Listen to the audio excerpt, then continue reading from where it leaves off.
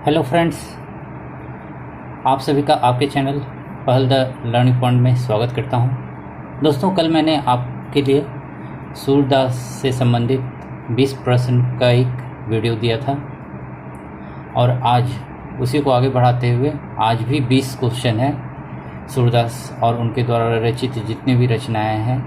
मुख्य तौर पर तो 3 रचनाएं हैं महत्वपूर्ण, तो उनसे ही जुड़े हुए प्रश्न हैं जो काफ़ी इम्पोर्टेंट हैं और कुछ कथन हैं, युक्तियां हैं। बहुत सारे लेखक, चाहे वो हजारी प्रसाद द्विवेदी जी हों, चाहे रामचंद्र शुक्ल हों या अन्य हों, जिनके द्वारा कुछ न कुछ कहा गया है सूरदास के बारे में, तो उससे संबंधित प्रश्न हैं। तो काफ़ी इम्पोर्टेंट रहेंगे ये सारे क्वेश्चन।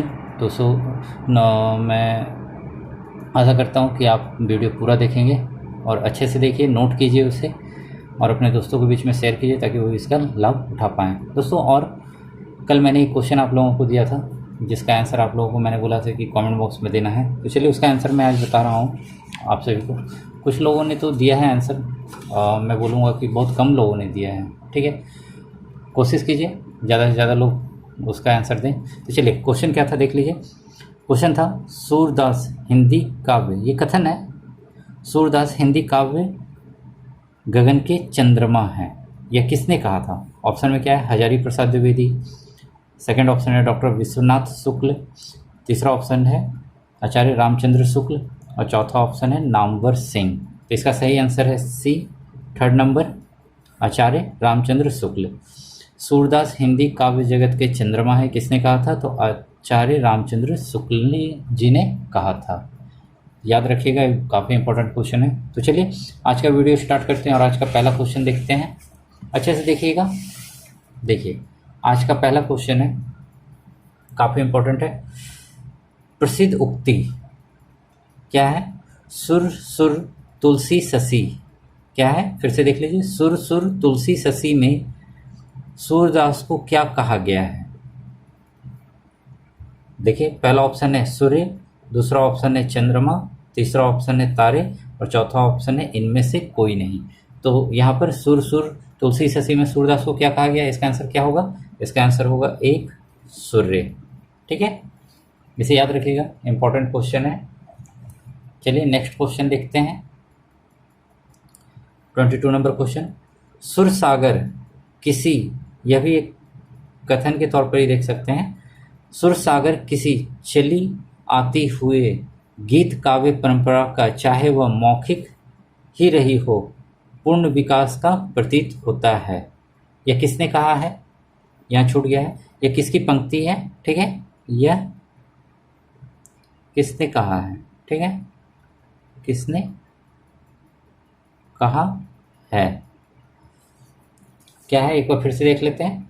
सुर सागर जो सूरदास के द्वारा रचित है, सुर सागर किसी चली आती हुए गीत काव्य परंपरा का, चाहे वह मौखिक ही रही हो, पूर्ण विकास का प्रतीत होता है। तो किसने कहा है? तो इसका देख लीजिए, 4 ऑप्शन है। हजारी प्रसाद द्विवेदी, दूसरा ऑप्शन है निर्मला जैन, तीसरा ऑप्शन है रामचंद्र शुक्ल और चौथा ऑप्शन है नागेंद्र सिंह। इसका आंसर क्या होगा? इसका आंसर है सी, रामचंद्र शुक्ल। इम्पॉर्टेंट है, आज के बहुत सारे क्वेश्चन इंपॉर्टेंट रहेंगे, तो अच्छे से देखिएगा, पूरा वीडियो देखने के प्रयास कीजिएगा। चलिए आज का तीसरा 23rd क्वेश्चन है, सूरदास किस रस का कोना कोना झाँक आए हैं? ठीक है, तो यहाँ 4 ऑप्शन है। देखिए, पहला है श्रृंगार, दूसरा है करुण, तीसरा है शांत और चौथा है वात्सल्य। तो सूरदास किस रस का कोना कोना झाँक आए हैं? तो इसका आंसर है डी, वात्सल्य।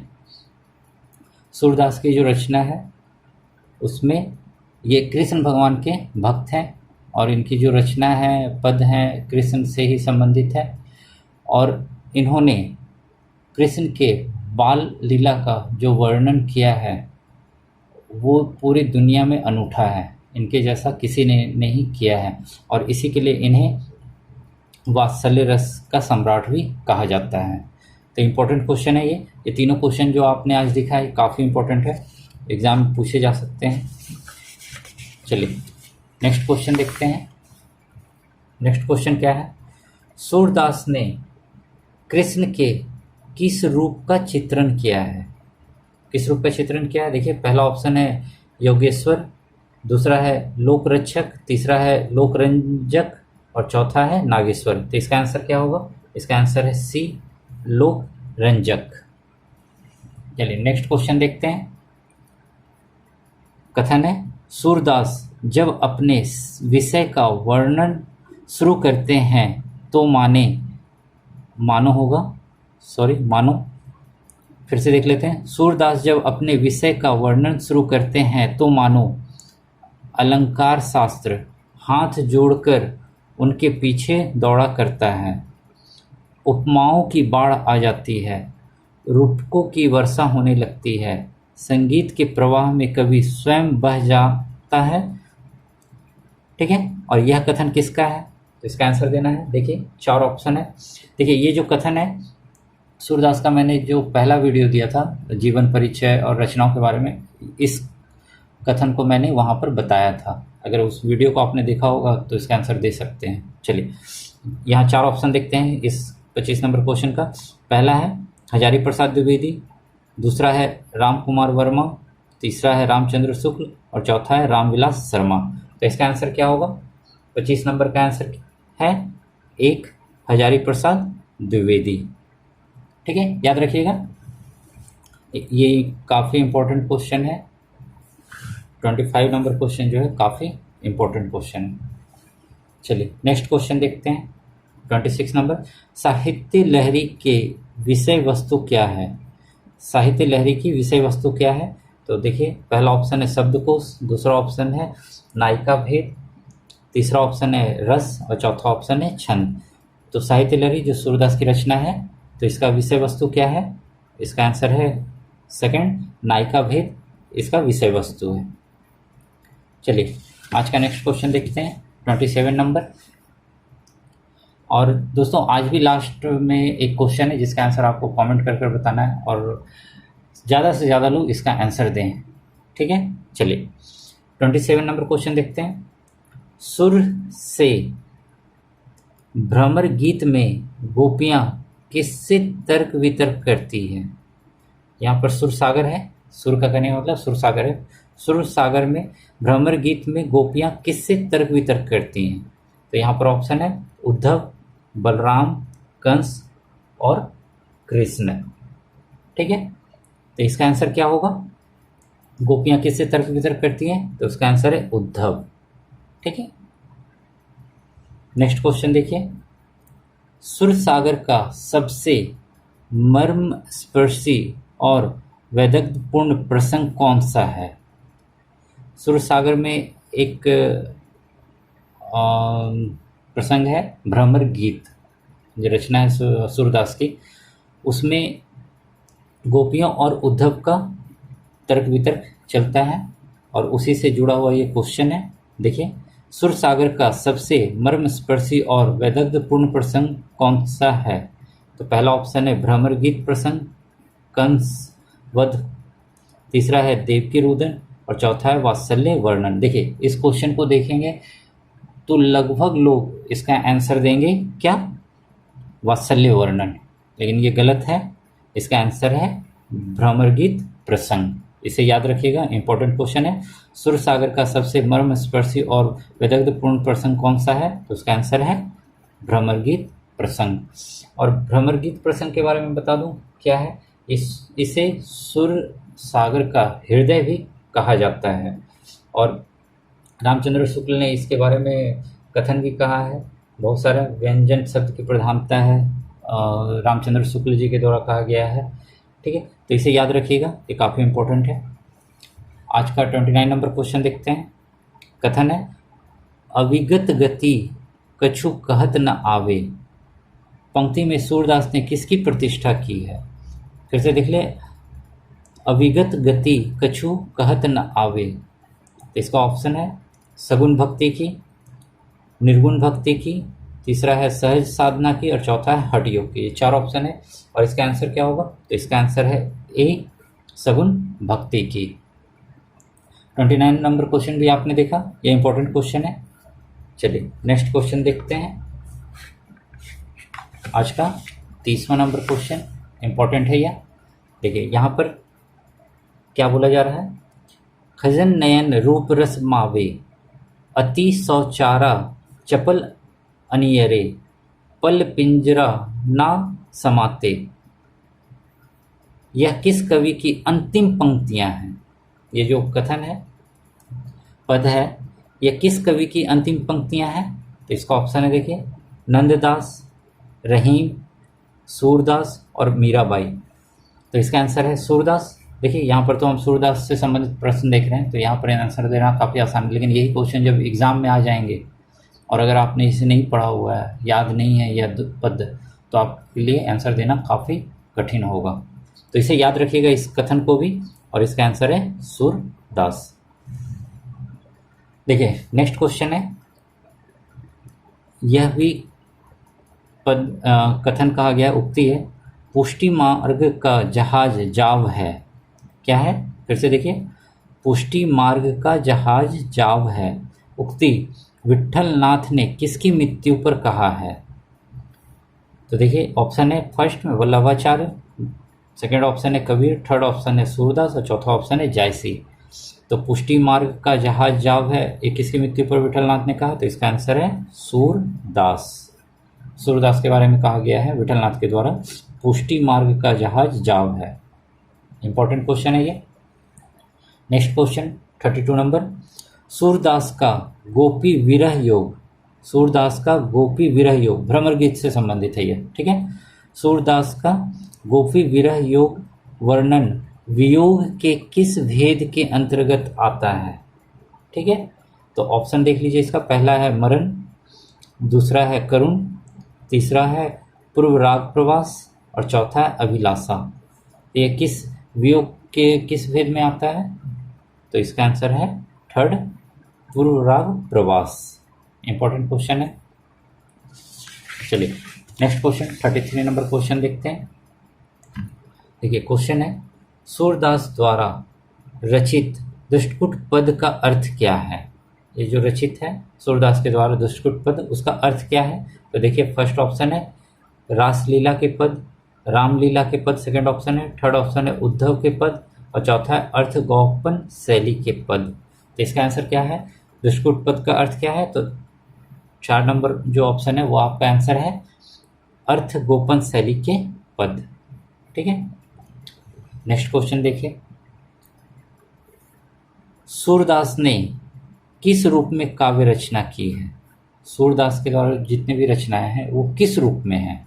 तो देखिए पहला ऑप्शन है पद के रूप में, दूसरा है सौरठा के रूप में, चौथा है दोहा रूप में, और थर्ड नंबर ऑप्शन है दोहा रूप में और चौथा ऑप्शन है चौपाई में। तो इसका आंसर क्या है? सूरदास के द्वारा जो काव्य रचना है वो किस रूप में है? तो इसका आंसर है पद के रूप में, ठीक है।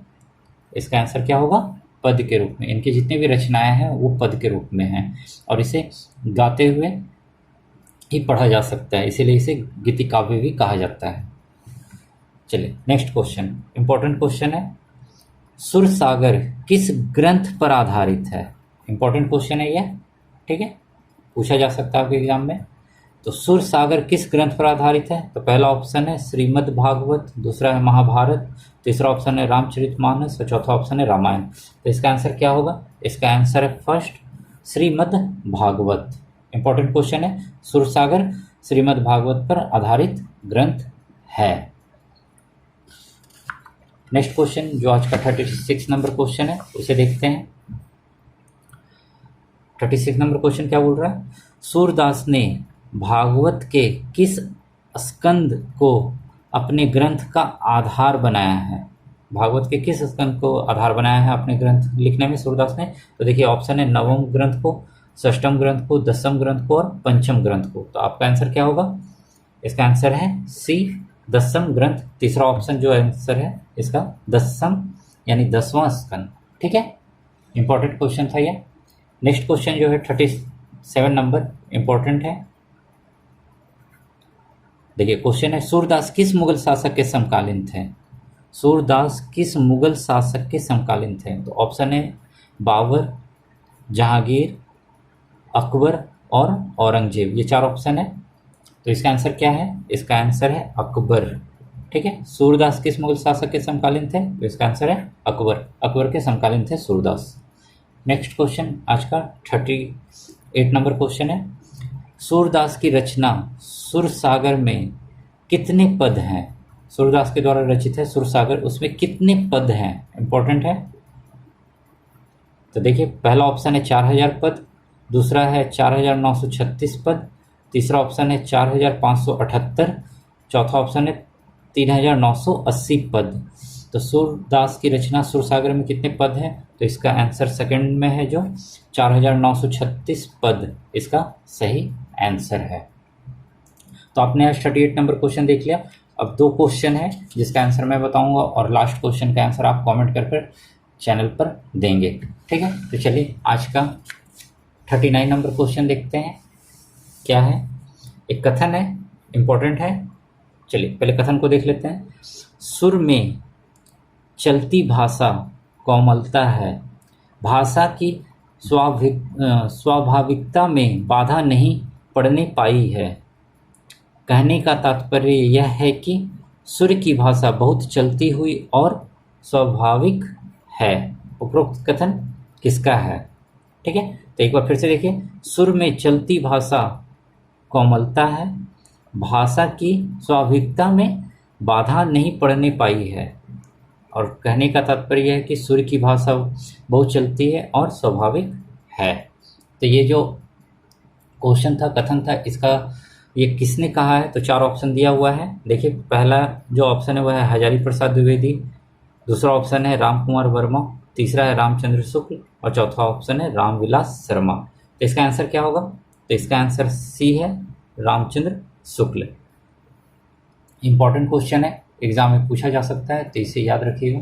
चलिए नेक्स्ट क्वेश्चन और आज का लास्ट क्वेश्चन जिसका आंसर मैं बताऊंगा, और एक क्वेश्चन है जिसका आंसर आपको देना है कमेंट बॉक्स पर। तो चलिए आज का जो 40वां नंबर क्वेश्चन है उसे देख लेते हैं। तो यह भी एक कथन है। क्या है? सूरदास जी में सहृदयता और भावुकता है, प्रायः उतनी ही चतुरता और वाग्वैदकता भी है। उक्त कथन किनका है? ठीक है, कथन एक बार फिर से देखिए। सूरदास जी में सहृदयता भावुकता है, प्रायः उतनी ही चतुरता और वाग्वैदकता भी है। उक्त कथन किनका है? तो यहाँ 4 ऑप्शन है। पहला ऑप्शन है हजारी प्रसाद द्विवेदी, दूसरा ऑप्शन है रामचंद्र शुक्ल, तीसरा ऑप्शन है नामवर सिंह और चौथा ऑप्शन है नागेंद्र सिंह। तो इसका सही आंसर क्या है? तो इसका भी सही आंसर रामचंद्र शुक्ल है। ठीक है, तो ये 2 जो कथन थे वो रामचंद्र शुक्ल जी के द्वारा सूरदास के लिए कहा गया है। ये इम्पोर्टेंट है। देखिए, मैंने इसके पहले वीडियो में भी बताया था कि सूरदास पर हजारी प्रसाद द्विवेदी जी और रामचंद्र शुक्ल जी के द्वारा बहुत सारे कथन उक्ति कही गए हैं, और कुछ अन्य भी रचनाकार लेखक हैं जिनके द्वारा कहा गया है। तो मैं प्रयास करूंगा कि नेक्स्ट जो वीडियोस लाऊंगा, ठीक है, तो सूरदास पर जितने भी कथन हैं इम्पोर्टेंट, बस उसे ही लाऊंगा, और आप उसे याद रखिएगा, ये अच्छे से नोट कीजिएगा। देखिए, उससे क्वेश्चन जरूर से बनेंगे। ठीक है, तो आज हमने 40 क्वेश्चन देख लिया, और आज का जिसका आंसर आपको कमेंट बॉक्स पर देना है, चलिए उस क्वेश्चन को देख लेते हैं। देखिए क्वेश्चन क्या है। यह हिंदी साहित्य का इतिहास से जुड़ा हुआ है। ठीक है, और मैंने इस पर जो वीडियो दिया है, ठीक है, उसमें से ये जुड़ा हुआ क्वेश्चन है। हिंदी साहित्य का इतिहास पर मैंने 5 से 6 वीडियो दिए हैं, उसी में से ये क्वेश्चन है। तो चलिए पहले हम क्वेश्चन प्रश्न को देखते हैं। देखिए क्या है। आचार्य रामचंद्र शुक्ल के द्वारा कालखंड क्या है, 1050 ईस्वी से 1375 ईस्वी तक को क्या नाम दिया गया है? हिंदी साहित्य के इतिहास में 4 काल हैं, तो उन 4 काल में से जो कालखंड है 1050 से लेकर 1375 तक, उसका रामचंद्र शुक्ल ने क्या नाम दिया है? ठीक है, तो देखिए ऑप्शन यहाँ देख लीजिए जिसका आंसर आपको देना है। तो पहला है आरंभिक काल, दूसरा है वीर काल, तीसरा है वीरगाथा काल और चौथा है आदि काल। तो ये 4 ऑप्शन है जिसका आंसर, इस क्वेश्चन का जो भी आंसर सही होगा वो आप चैनल पर कमेंट कर दीजिएगा, और ज़्यादा से ज़्यादा लोग इसका आंसर दें। इस तरह के जो क्वेश्चन पूछे जा रहे हैं वो काफ़ी इंपॉर्टेंट है। आप देखेंगे इनमें से कोई ना कोई क्वेश्चन एग्ज़ाम में हूबहू आएंगे। तो मैं आशा करता हूँ कि ज़्यादा से ज़्यादा लोग इस पर पार्टिसिपेट करेंगे आंसर देने में।